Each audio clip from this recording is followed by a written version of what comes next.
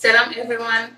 Welcome to the Circle of Resilience, and thank you for coming back every week and celebrate resilient people who are coming from diverse background and brave enough to share their story with us and share some nuggets of wisdom with us every week. Today's guest is someone is one of the people that spreads positivity when they're around. She has one of the most beautiful smiles in and out, and she loves volunteering. She loves living for cause, and she's been doing that for quite a good time in her life. So we're going to know her more through our session today. Welcome, Helen. Thank you. Happy to be here. Thank you, and thank you for coming. Thank you for being part of the Circle of Resilience. And so before we start, we do check in with people, see how they're doing. So how are you today, and how is your day? How do you feel? Today has been super busy. Mm-hmm. I was very excited because I knew this afternoon I'd be doing a community service project. Yeah. But to be able to do that, I had to fit 8 hours of work into 4 hours, and so it was a little stressful, but it's worth it. Mm-hmm. Well, and then you came here. Yes, and then I came here. Yeah, I appreciate that because I see volunteering because it's a big thing in your life. And I see volunteering and volunteers as this candle who give us a light, and hope and show us a beautiful side of the world and of life, and that humanity is still a big thing in so many hearts. And with all the bad stuff that's happening in the world, there are people who are willing, to volunteer their time, their money, their you name it, to for a better cause. So I just love that we're still having a lot of people in this world who are wanting to be that light and be that candle and spread hope and positivity. Yeah. I love to volunteer because I probably get more out of it than the people I serve because I get to meet new people. Yes, that's true, and it's one of the things that pays off immediately. Mm-hmm. Because at the time you're giving, you're feeling that joy, you're feeling that, just enjoying the moment of sharing your time, sharing your spirit, sharing your experience, and whatever you're offering with people, it's something that you get reward immediately. Right? I agree. Yeah. So let's dive into that and tell me more about, I know you're volunteering with so many places. Start me Friends of Refugees, and then there's another organization that's art-based organization, right? So, and then you have your job. So how do you manage all of those? And actually, how do all those worlds meeting? Because it's 3 different things. Yes. If we thought about it deeply. So I'll start with work. I work for Georgia Power, and yes, we provide electricity, but we have this motto: "Be a citizen where you serve." Yeah. So we're encouraged not only to volunteer, but to really make a difference in the community. And so that's one of the reasons why I love working for Georgia Power. But I volunteer with Friends of Refugees, and the reason I was excited about it was my father is from Lebanon, and while he came to the United States to go to school before there was a civil war, there was a civil war that happened, and his sister and my cousins came over, and they were escaping the war. And so I really came to understand it is very important to make new Americans feel welcome. Yeah. And I really enjoyed that. And that's how I got involved with Start Me, because Friends of Refugees helps to sponsor Start Me. Okay. So I've loved to mentor all the entrepreneurs who come through. Yeah. So it's so I've learned some things in my business life, like spreadsheets and like how to do a pitch and like how to do marketing research and surveys with customers. So it's neat to share that with people. And then also so Aleph Institute is the other place where I'm volunteering a good bit. And the mission is to help increase understanding of Arab cultures through art.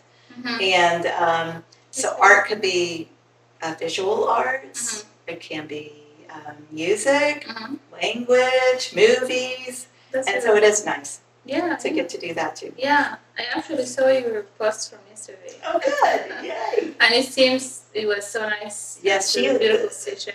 Teresa is on the board with me. Yeah. Okay. And actually, she was also a mentor. She was, yes. Yeah, and also Helen is my mentor, by the way. She was my mentor for quite a good time. I learned a lot of things. Yeah. So speaking of mentorship, yes. you were one of the you were the most active person in the group that we made, and always constantly reminding us of the tasks and follow up, and just you take time sometimes evenings, sometimes on weekends to do that, and I just love that because we were me personally was so busy with work and with my daughter and with the book and then with the tests, and that was a lot of things to handle. So your messages were always handy and they were super helpful, and I just wanted to appreciate that. And I just wanted to know how do you remind yourself to remind us every time. So once upon a time, I used to have a little girl too, and now she's grown up, and my children now are out of the house and adults. So I like to keep busy. And so instead of putting all my effort on reminding children about things, I'm like, let me volunteer and let me keep busy that way. So I do put lots of reminders on my calendar. Okay. And I like to think, okay, we have our next session, say, on a Wednesday. Yeah. Let me work backwards and remind everybody that how to prepare. Right. Yeah, that's really worth it. I appreciated that because it helped me personally. It helped me a lot. And the Start Me overall has been an amazing experience. I'm so glad you enjoyed it. I did, and I learned and I grown a lot through that experience. So before we move a little bit, I dedicated about 3 to 5 minutes just to speak about what's going on in Sudan. Yes. And I'm sure you're following what's happening, and it's a war that has been happening over a year now, and so many people have died. We lost so many good people, and thousands of people have, actually millions of people have left their homes, and they're either in displacement camps or refugee camps, and those who are in refugee camps are facing just challenges meeting the basic needs of food and water and security. And some people are stuck in countries where the countries are going through war themselves, and now their security is also in danger. So that's something devastating, and it's really breaking my heart every day. I whatever I'm doing, I always think of my people back home, and nobody deserves to be going through all that, and nobody,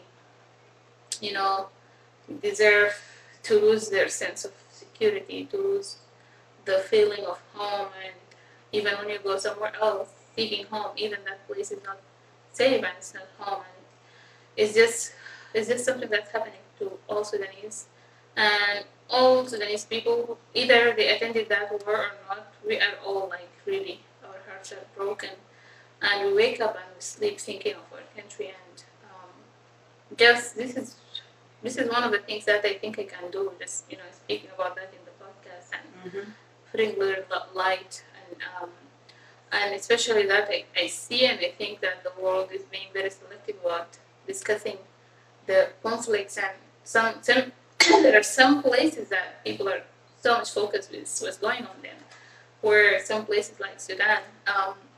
Actually, a lot of people maybe don't know about what's going on, or they don't know how big it is. And it's just big to the extent that people, there is nothing, there is no life right now there. And Sudanese people who left their countries, even if it's not, if it's not a war happening in that destination country, they face discrimination, they face the feeling of, neglect, and they feel that nobody really feels or knows what's going on with them.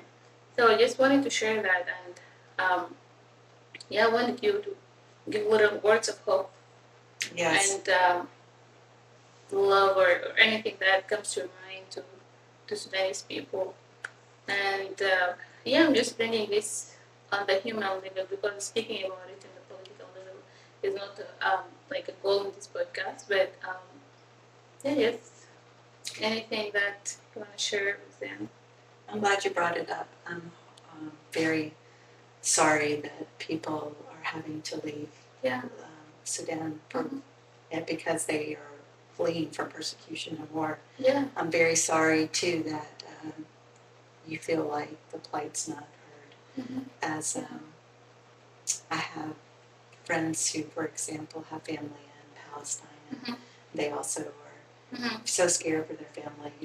And I know you're just horrified of what's happening. And so I pray for peace. Thank you. Thank you so much. And also, I pray for peace in Palestine. And I hope that any country that's going through war, Palestine, Ukraine, Sudan, people just get the peace they deserve, and nobody's really deserving to live and to pay off the politics, whatever is happening because of politics, because nobody's impacted more than the people, everyday people, and they have nothing to do with all the causes and the reasons of war from the beginning. So, yeah, thank you. Thank you for that. I do appreciate it. Sure. I'm glad you're bringing light to it. Yeah, of course. Yeah, just a way. And I hope that works. I hope it goes a little further, and those people, whoever sees this, try to know more about what's going on in Sudan and do their part of research and advocacy, anything. Because even the advocacy isn't really working that much. Because 3 weeks ago, I guess, or a month ago, we went to DC for an advocacy, the advocacy days, and we were able to meet with so many representatives, and they opened their doors, of course, and we spoke about it, but from the way things were handled, I didn't feel like Sudan issue was a priority. And maybe also because it's a lack of communication about what's going on.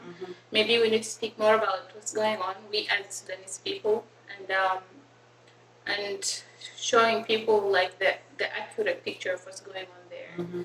Maybe that can help a little bit, but yeah, I wanted just in the human and people level to bring that, and whoever is in the displacement camp or refugee camp or lost family member, for them just to know that people are thinking about them, and it's not their only pain. We're all living the same pain. We're all together in this in some way. Yeah. Thanks. Sure. I will help them spread the word. Thank you. Now that I know better, I'll do better. Yeah. All right, let's go back to work. Okay. When I was doing my research about you, I got to work with Georgia Poor for quite good time. And I was like, wow, I don't know how someone can do that. It's been quite good time. I don't know how many years, but it's going to be 31 years next week. Oh my God, that's a long time. Yes, I was wondering, what kept you there for that long? You never thought of going somewhere else, or? When I first started in 1993, I said to myself, I'll stay here a few years, I'll go to another place. And really and truly, being able to, that they support volunteering was a big reason that I wanted to stay. Okay. Another reason is there's a big family atmosphere at Georgia Power. People help each other, they're collaborative, it's not backbiting. So I love the people I work with so much. Okay. And it's a big enough company that you can recreate yourself. So I've had different positions over the years. Yeah, I think it's about different organizations. Quite good one, yeah. Okay. Just going to the other side, working with NGOs, I know that you have been through some kind of age-based discrimination at some point of your career. So while I feel like I'm sorry that you've been through that, but I wanted to speak about that a little bit and see how that impacted you and why it happened from the beginning. So the thing with discrimination is something that I don't think people all the time realize they're doing. So in my case, when I was 53 years old, I was told, oh, your position doesn't exist anymore. would you like to leave the company? And I think they were trying to leave room for younger people to come. But here I was, my children had graduated and out of the house, and I could give even more time to work, and I felt like my very best years, and I wasn't ready to retire. Exactly. But the fortunate thing is that I had to be resilient. I had to move from one department where I knew exactly how to do the work to a new department, the technology organization, where I had to learn new things. And actually, they say God works in mysterious ways. I think that it was a wonderful gift to me to learn a new part of the company, learn new skills, meet new people. So, and I think that what's interesting to me is that maybe there was a time in my life where I thought younger people are fresher and smarter, but now I know that you shouldn't dismiss the wisdom of people who are a little bit. Exactly. Actually, you don't look that old at all. Oh, well, thank you. Yeah. And from what I know, like from the time we spent together, you're super energetic than anyone else in the group, and I told you that, right? Yeah. And people around you get that feeling of positivity, and you have that energy that other people don't have. So connecting your ability to give and to work to the age isn't fair, really. And as the young people are, yes, maybe their brain is fresh, they don't have a lot of experiences in life, and that makes them willing to do more and to give more and being so energetic. But also the wisdom of someone who have been through so many experiences in life, and they have so many lessons that they can write books about, right? It's very important, and I don't think making people retire at 50 is a fair thing, because you're just, as you said, at that time you're free, your kids are grown, you don't have, maternity leaves, you don't have a lot of things that you have to deal with when you're younger. So that's something to be considered, and I'm glad that you have handled it in a better way, and it's shown your resilience and your ability actually to stretch even more and to go somewhere that you didn't have experience of technology, right? Go out of your comfort zone and do that. It's an amazing thing. Yeah. Speaking of motherhood, before your kids grow and when they were younger, how did you manage being a mom and being an employer? And it wasn't post-COVID where people work from home. So you had to go every day to work, right? 9 to 5 or 8 to 4.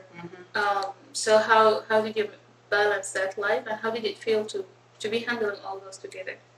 So that's a great question. I am very thankful that I had a very supportive husband, parents. My husband's mother also helped. Amazing. So the way my children had work for us is I would drive my children to my mother's house in the morning, and she would take care of them until lunch. Then she would drive them to my mother-in-law's house, and they would spend the afternoon with them, and my husband would pick them up. And they thought that's just what you do, is you go from grandmother to to parents. And I love that. And so they had an idyllic life. And then when they got a little older, my husband and I would take turns, and he actually probably did more, driving them to their swim practices and soccer practices. Yeah. And I worried a long time when they were young, did I ruin them by not being there when they were young? And they actually, now that they're 24 and 21, tell me they're thankful I worked, because otherwise I might have made them too nervous and agitated. Attached, right? Yes. Yeah, but also that support system of having the two grandmothers, having their dad also help with bringing them back. I think that's the important thing, and we have it a lot in our cultures that this is something I don't see here. Right. That the grandmother, after you become grandmother and you think you did your part, nobody, I'm not responsible for your child anymore. Yes. But back home, actually, we have this extended family support that's in most of the time helpful for the growth. And it just helps you so much emotionally. It saves your time, and you feel there is someone who has your back all the time. And I think also, development-wise, advice for your kids, I think it was a quite rich experience, right? Because they spend sometimes with this grandma, some of the day with the other grandma, and then you come and their dad. I think they were taking from you all's experiences every day they meet with them, right? I do think so. Yeah, each one of them taught them. My mother loves to read, and so that imparted the love for reading. My mother-in-law is very creative, and she would do art projects with them, so they could. And those are not things that my husband and I are talented in, so they got to learn a lot. And they also, I think, what makes me really happy is nobody loves your children as much as your parents love your children. And I think, so the support system is very important. And also, I think another thing was when I was at home to be focused on them, even if it was just for 2 waking hours. And then on the weekends, we did many things together. Yeah, so that's beautiful. So you would be very intentional of spending quality time when you're home, right? Yes. Because you feel that responsibility of, I'm not there the whole day, so when I'm home, I need to be present and giving them that quality time. Exactly. I love that. And how did you deal with the feeling of, I call it a punch in the heart. You feel it when they were younger, especially when they're young and you're going to work and spending a long time away from them. Was that something you had to deal with for a long time? Yeah, I did have to deal with it. I had to remind myself that I'm setting a good example for hard work.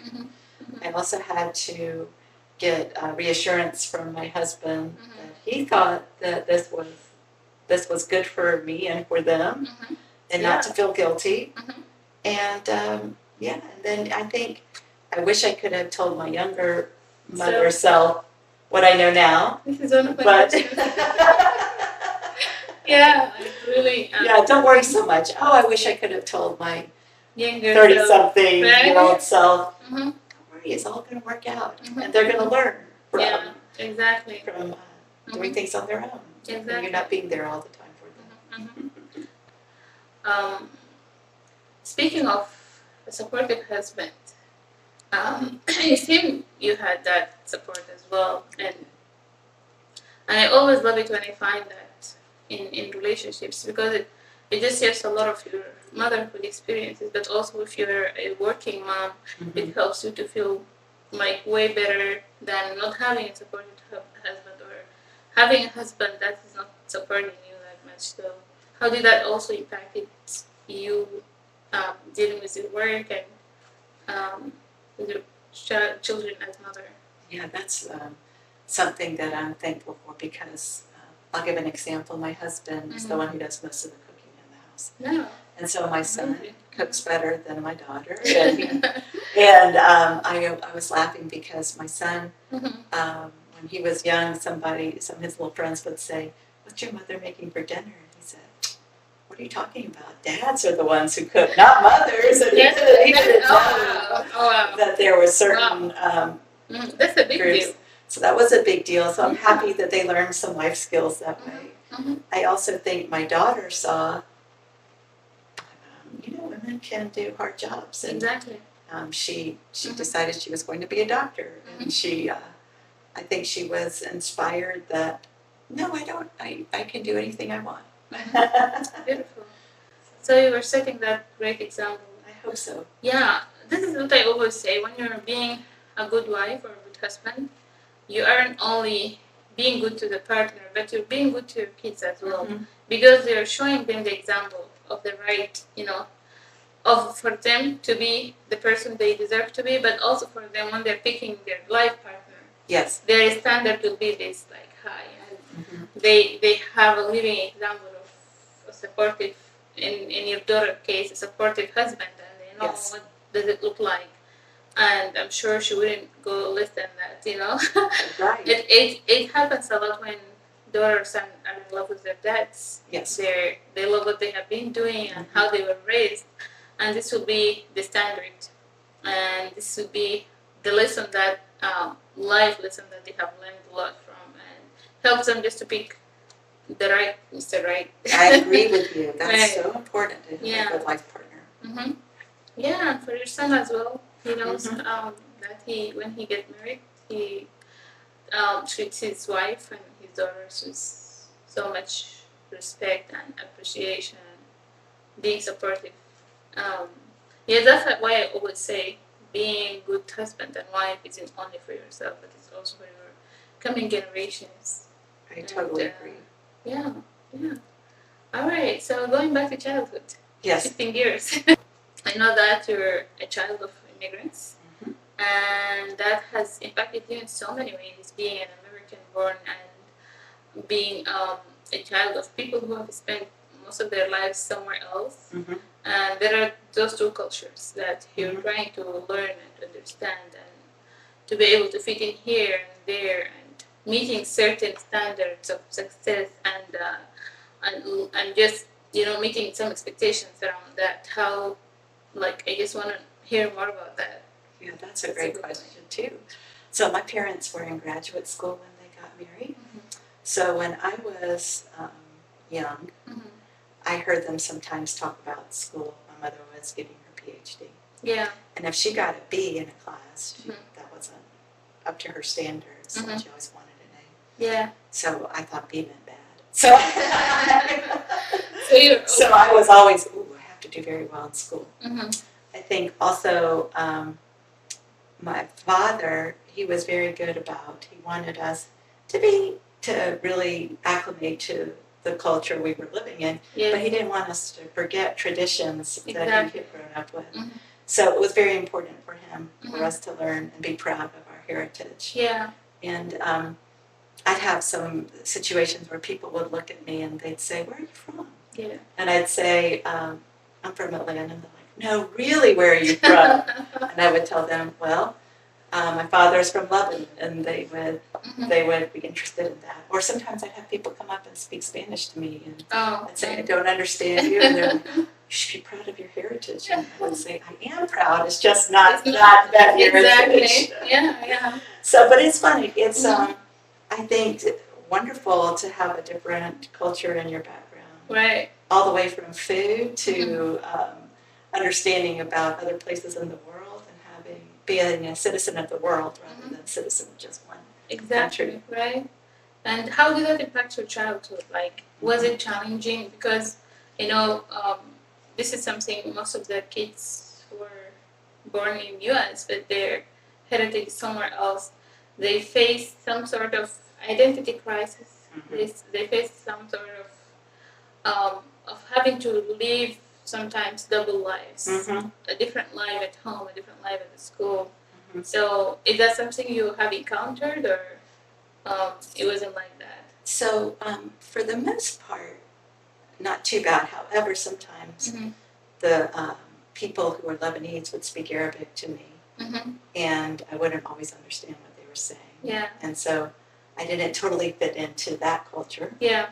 But then, like I said, I didn't look exactly like the blonde, blue-eyed American. So I didn't totally fit into that culture. Yeah. And sometimes I felt like, ooh, I don't necessarily fit in anywhere. Yeah. But for the most part, I think, fortunately in Atlanta, since we're a little bit of a melting pot, I didn't feel too stigmatized. That's good. Yeah, I think this is one of the things about Atlanta. It's super diverse. Yes. Everyone can feel belonging somehow. Does that impact your choices in life? I do think my father definitely set a very high bar for academic success and success in everything. So I think I pushed myself maybe harder than the average American child. That's true. That's true. So I pushed hard. I do also think that while I married a man who is from the United States, it was important for me that I said, let's make sure that our children know about the heritage of my family. And he was very, for example, I told you he cooks. He makes hummus better than I do. He makes all the dishes. So. Amazing. I love that. And what are the challenges you face? I know you have, you're raised here, and mostly you know a lot about when you were in the age of marriage. You know a lot about America, but still, I think when it's international, Yes. interracial, maybe always there are some areas that people find challenging, especially at the beginning. Mhm. So, was that something you had to deal with, or it was? It was something we had to deal with. For example, we are both Christian, but he grew up Protestant and I grew up Orthodox Christian. So our Easters are different. So that was something I had to explain why is this different. And when we got married, the wedding service in the Orthodox Church is very different from what he was accustomed to. Okay. And so I think what the beauty of it, though, is we had to question with each other, what do we really believe? What's the core things we believe? And when we got down to it, we realized at the essence, we believe many, many things that are same, even if the traditions are a little bit different. Yeah. And I think, though, both of it's interesting, we both talk about how our parents were a little bit stubborn in a good way, that they said, let's keep the traditions. Yeah. So, for example, on holidays, let's take Thanksgiving. We ate 2 big, huge meals to make sure that we were doing things with both sides of the family. Yeah, yeah. I didn't know this exists somewhere else other than Sudan. No, it's true. Wow. Yeah, that's interesting. Yeah, there is this big thing, like when you're married to someone who is, especially if they're coming from a big family, always there is this fight over whose house we should go for the first, because Eid is couple days. Yes. So there is first to the third if it's Ramadan Eid, and then there is 7 days if it's Al-Adha, Eid al-Adha. So there is always that fight. Where are we going to be on the first day of Eid? And people always fight over that. Very few people find a way to make it work for both, because in most of the times, both families are living in different places, for example. Okay, so it's impossible to just go a few miles to the other person's house. Yes. I don't remember who was that person, but I spoke to someone from the US as well. They had that issue. So they solved it by inviting the 2 families to a totally different place in the same day, so that nobody feels they were left behind or That's clever. Yeah, right? But not everyone has that option, because it needs financial stability. It needs having people being at least have some room of flexibility in their life. Because I know here people plan for the holidays. They do. From like a year before a year, right? So they're financially good to take those couple days off, or to take that flight if they have to fly somewhere, and they're just even mentally prepared for that. So, I guess I feel it's just interesting to know that it's happening here as well. Yeah, this is that fun. I guess some things are universal. Yeah, right? Yeah, it is. Yeah, and just trying to work things out between 2 families is very important, because it's a lifetime relationship, and you need to make sure that both parties are happy and satisfied, and being feeling that we care about, because parents sometimes feel different feelings when you move out, when you get married and have your own life, and that I think brings a lot of insecurities, right? So people need to feel that you didn't forget about them, and I still love you, I still care about you, but I'm starting my own life. So being considerate about that, and making that work, it needs that understanding between the two people, and understanding it's an equal thing. Like, I care about my parents, I care about your parents. They're both, as important for us in our life, and for even for our children, right? Because they're, at the end of the day, they're the grandparents for our children. Yes. Yeah. So glad that you were able to manage that. Yeah.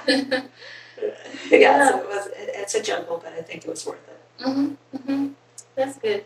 And speaking of the long time relationships, it's a scenario that we're going to. It's a hypothetical scenario. Okay. Again, this is a little game. This Okay. to have a break.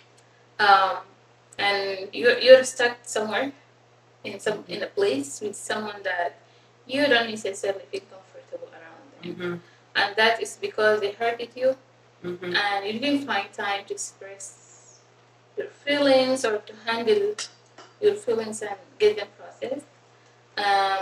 For different reasons, maybe that person isn't really wasn't open, or you didn't find an opportunity, you didn't feel brave enough. Whatever the reason, you didn't speak about your feelings, and now you're stuck together.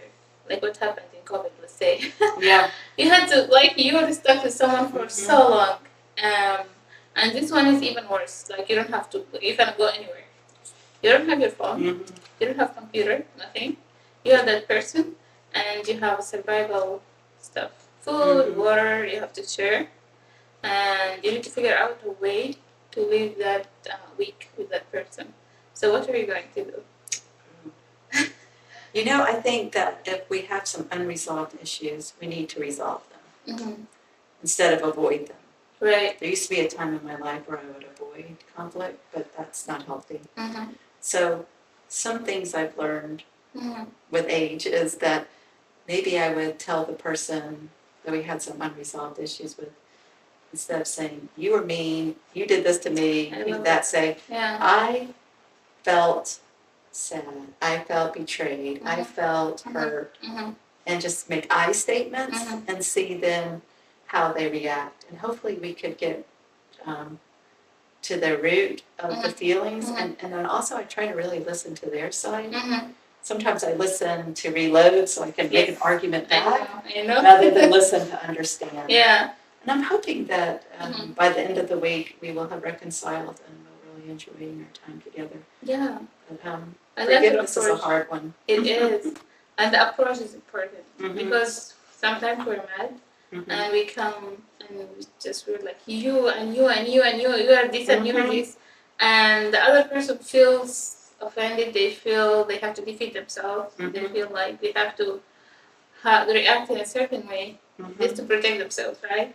But being able to bring that level of vulnerability, and this is speaking about what you have felt about, like, I felt bad, I felt, I felt disappointed, I felt whatever feeling you felt, and bringing it from that angle, I think it's smart, and it requires a very high level of emotional and social intelligence.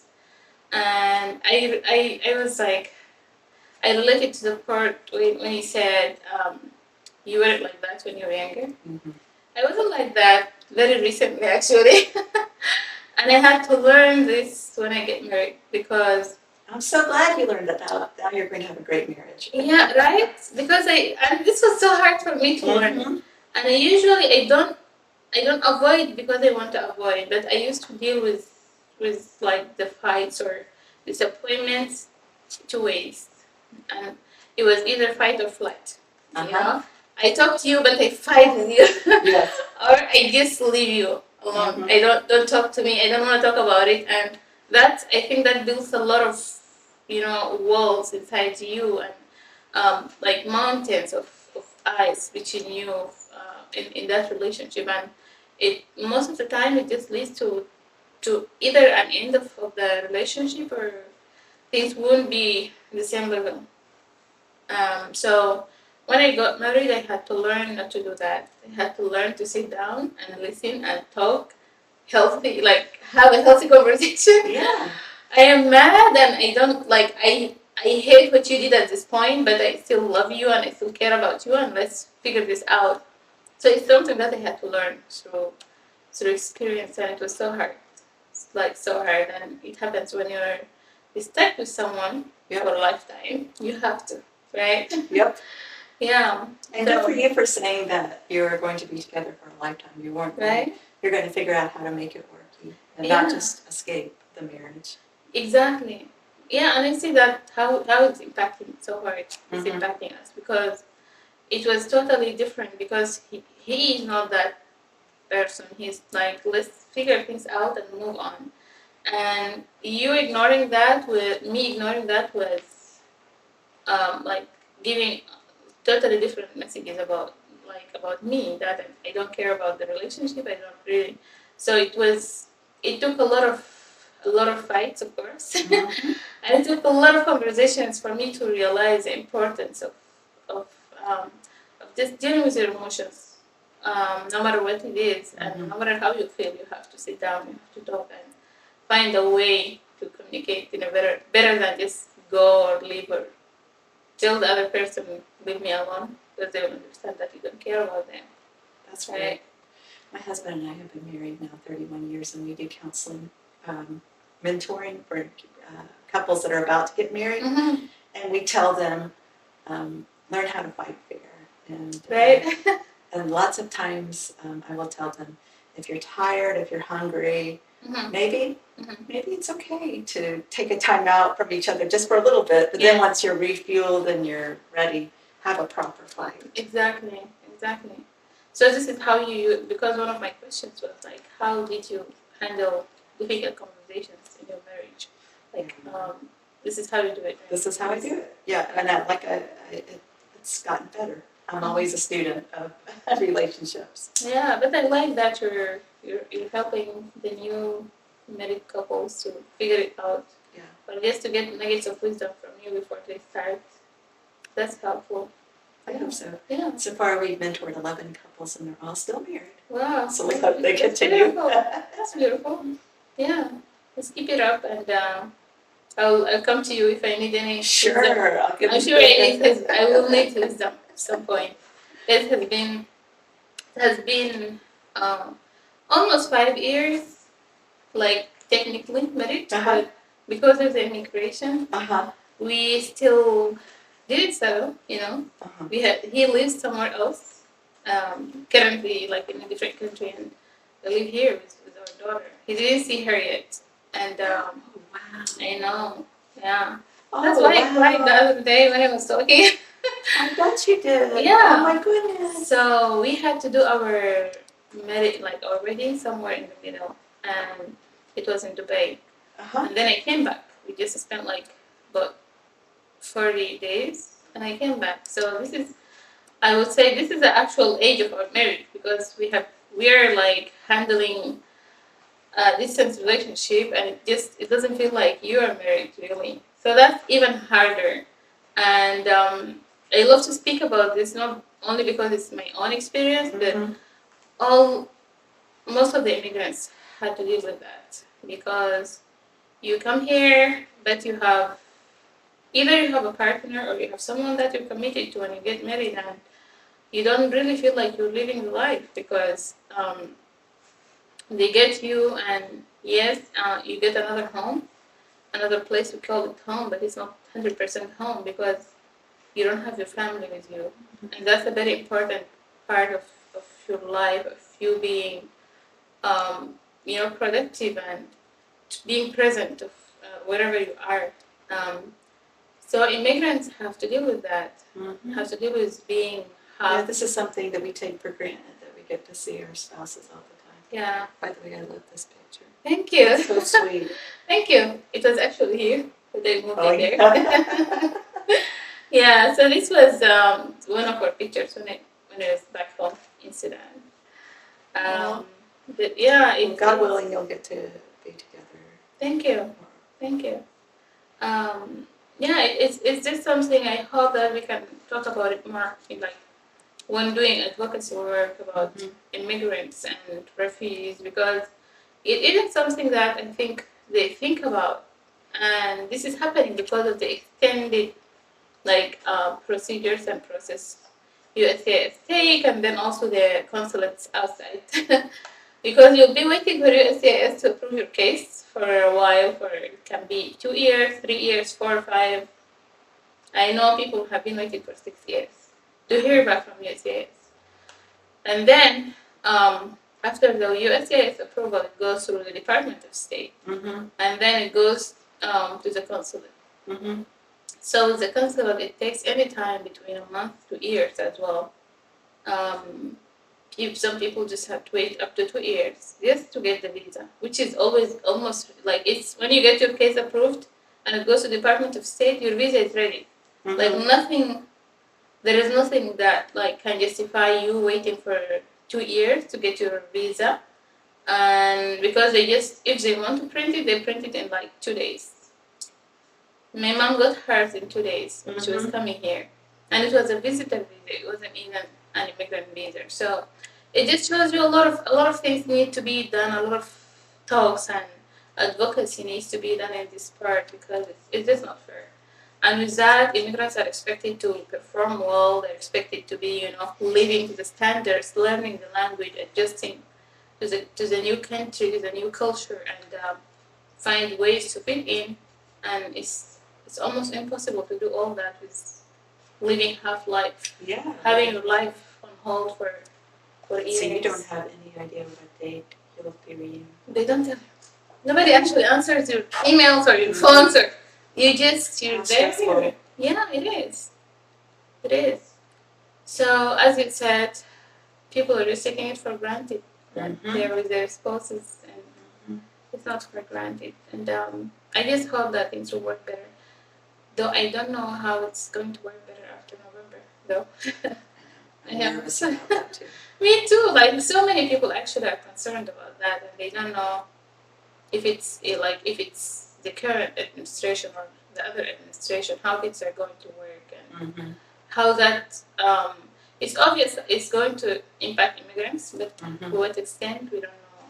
So we hope that the current administration can do something for those who are having cases on hold for years and get them settled. At least that's the minimum I hope they can do. Yeah, right. Fingers crossed. Fingers crossed. Yeah. Wow, I didn't know that. Yeah, I know, right? You're so brave. That's even braver now. Yeah, right. Yeah, I needed to talk about it because it's really painful. Sure it is. And it is unseen. It's not visible, like because even when we're doing advocacy for immigration, we usually speak about the things that you have to deal with on daily basis, like work authorization, green card, access to service, access to resources, but nobody speaks about the actual stability that you need and having your family with you.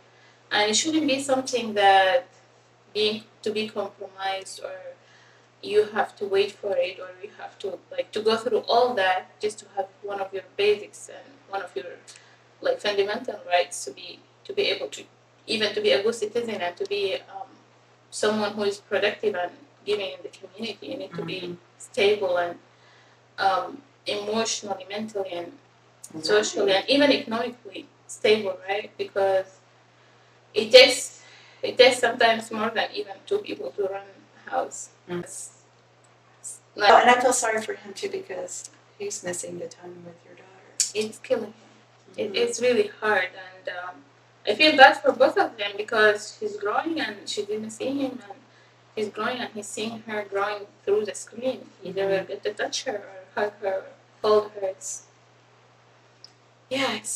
really hard. Wow, I admire you for so many reasons, but now I have another reason to admire you. Thank you. Very good. Thank you. That's nice of you to say that. I'm impressed. Thanks. All right. I don't know. Yeah, mental health. Yeah, that wasn't part of my plan, though. But I'm glad we brought it up because it is not my only, I'm not the only person who's impacted by that. Most of immigrants have to deal with that for a long time. So, yeah, mental health, and I just wanted to know how, going back to childhood again and having to live that life of identity issues and have to meet certain standards. How did that impact your mental health? So I did develop anxiety. I think anxiety can be very effective if it's not too much because it really accelerates you to do your best. Yeah. But I did find my anxiety was getting a little bit too much, bordering on catastrophizing sometimes. I was expecting the worst possible outcome. So, for example, when my children were young, I'd be like, oh no, they have to be the best, they have to be the smartest, they have to. And I realized that I'm putting too much stress on myself for them, and they're fine. They're healthy. They're wonderful. So I've had to do a lot of, I'll call it passing the baton, and realizing they have their own lives. I pass the baton to them to run their life. Yeah. I want to help them in any way, but I can't hover over them and helicopter over them. Yeah. Yeah. So did that take like quite good time, or did you? It did take some time. And in fact, at first I was embarrassed about that I was having this anxiety.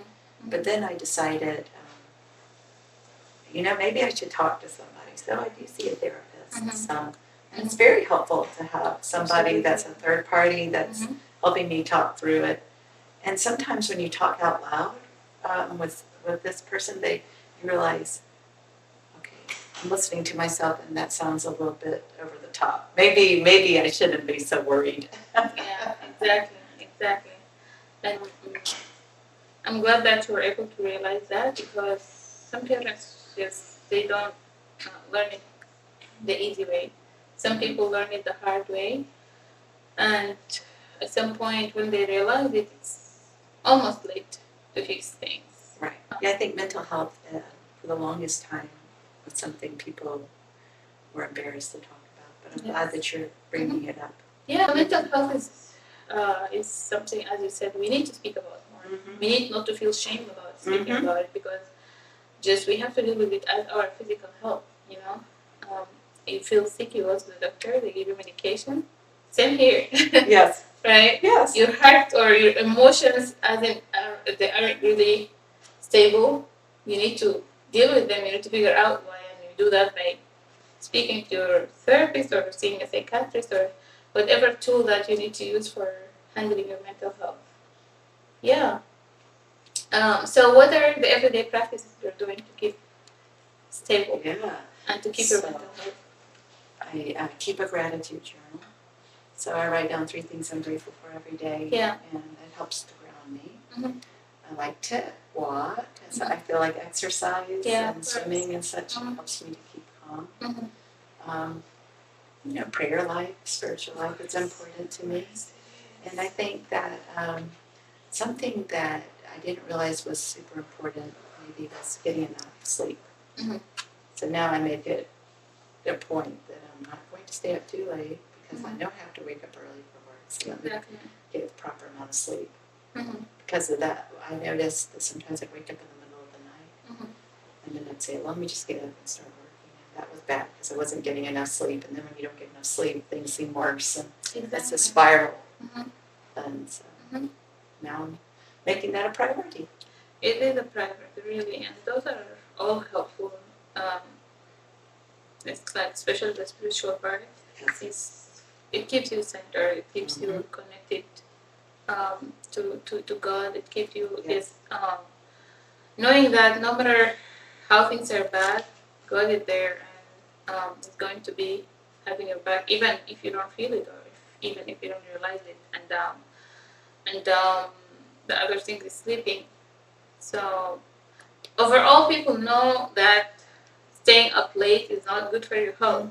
But we are all doing that. We stay up late, and we every day develop different habits of keeping us late, like drinking coffee during the day. Like after a certain time, like a specific time, you cannot drink coffee because you're not going to be able to sleep. Right. And we do that, and we're on our phones most of the time. Yeah.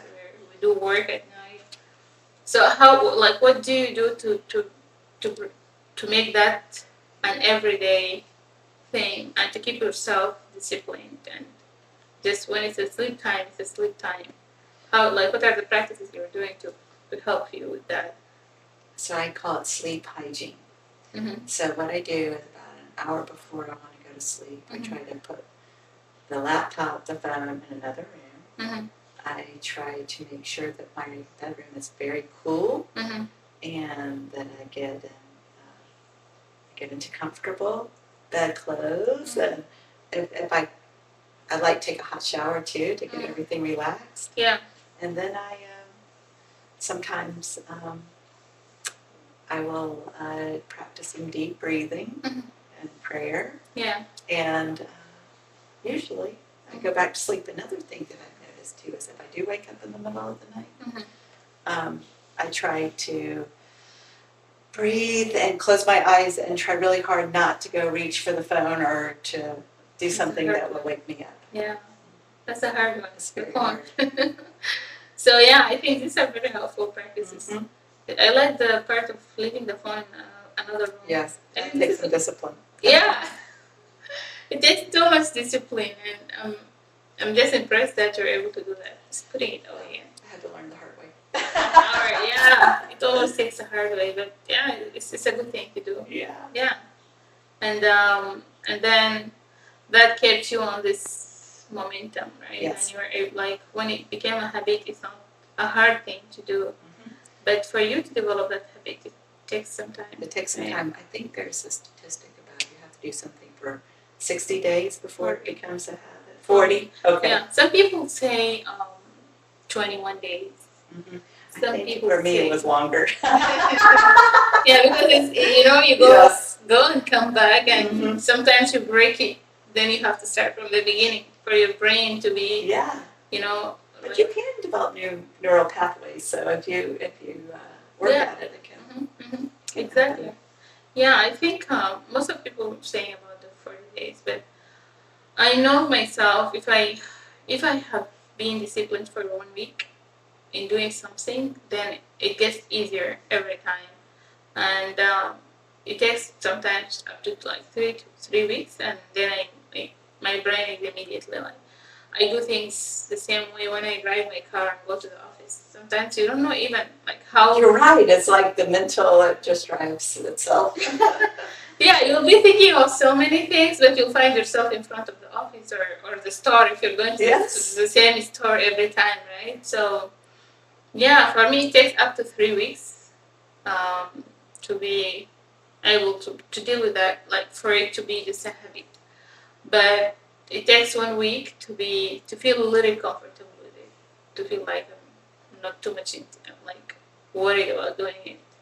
And I think it varies from person to person, but scientifically there is a number of 40 days, I guess. Good for you. I'm glad you knew that. Yeah, right? 40 days, yes. That makes sense. Yeah. Yeah. And the habit is very powerful. There are so many books that are written about the power of habit. And structure in my life is very important, I realize. It is. I don't need to have a lot of idle time. We're about to go and close the session, but I wanted to know what are the nuggets, 1 or 2 nuggets of wisdom that you want to give us before we go. Okay, great. I said it before, but I'm going to say it again. Try not to worry so much. Things will work out. And also, a nugget I will offer is that if you think more about other people and less about yourself, it will help your mental health. Right. Yeah. So being so obsessed with yourself. Yeah. Dive in and help somebody else. Exactly. Yeah, it gives you a lot of peace and relief. Yeah, well, these are good ones. Thank you for sharing them. And before we let you go, we want to check out and see how you feel now compared to when you came. I feel very peaceful. Thank you. Oh, that's good. I feel like I had a therapy session myself. Oh, this means a lot. Thank you. Of course. Thank you for coming, and it was really nice. I enjoyed talking to you, and I just remember the first day we met. It was the same thing. I felt like you were a very welcoming and open person. It was so easy for us to start talking and having very nice conversation. So I'm glad that we have this space to speak about different things. And thanks for sharing your life experiences and your wisdoms and being open to share some of things that aren't necessarily comfortable. We appreciate that. And we'll see how things go with the Earth Talk. And as you know, this is our first season. And you're our 4th guest. So excited to see how things will go. Yes. Go Circle of Resilience.